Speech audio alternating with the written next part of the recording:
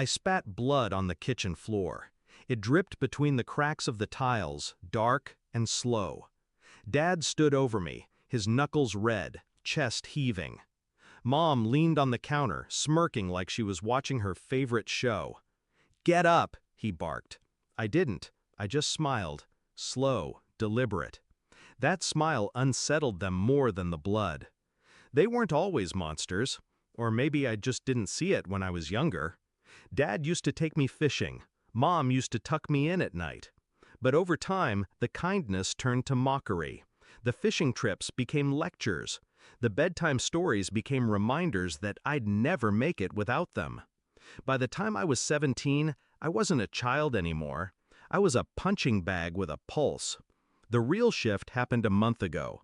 It wasn't the first hit, but it was the first time I noticed something. When Dad raised his hand, Mom didn't just stand there, she enjoyed it. And when he smashed my phone for rolling my eyes, she laughed and said, "Shoulda kept your mouth shut." That night, I looked at myself in the mirror, bruised, split lip, and I realized something important. I didn't want them to stop hitting me. I wanted them to pay for it. I started planning. First, I kept my head down. Yes, sir. No, sir. I made them believe I'd learned my lesson. But when they were asleep, I started digging. Dad was sloppy with his finances. Unpaid taxes, cash from his side jobs that never hit the books. Mom had her own secrets. A private account with money from selling Grandma's jewelry. Jewelry she told the family had been lost in a burglary. I took photos, emails, bank statements. I copied everything to a drive I kept hidden inside a hollowed-out light switch. Then I baited them. I borrowed $200 from Dad's wallet. He exploded, just like I knew he would. He hit me hard enough to knock me against the fridge. I made sure the bruise bloomed across my cheek. I made sure the neighbors saw. The next day, I went to school with a swollen face, and to the counselor's office with my drive. The police took it seriously, because I didn't just tell them about the abuse, I told them about the fraud, the theft, the missing jewelry, the under-the-table cash Dad bragged about to his drinking buddies. They didn't come right away. That was the beauty of it. I knew it would take a few weeks for them to build the case, which gave me time to set the stage. Tonight was perfect. Dinner was tense. Dad complained about money. Mom complained about me. When I talked back, Dad stood up, fist clenched.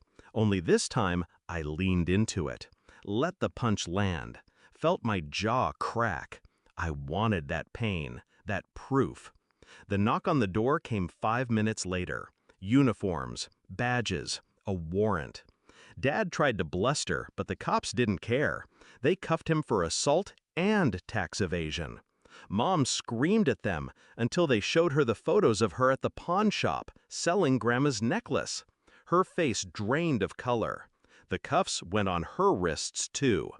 I sat at the kitchen table, ice pack on my jaw, watching them get dragged out. Dad's eyes locked on mine, full of disbelief.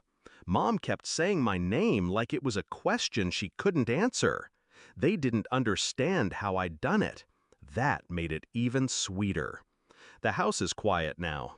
Their trial will be in a few months. I'll testify, calmly, clearly. People ask if I feel guilty, if I wish things had gone differently. I don't. They taught me to keep my mouth shut. I learned something better, how to make sure they never open theirs again.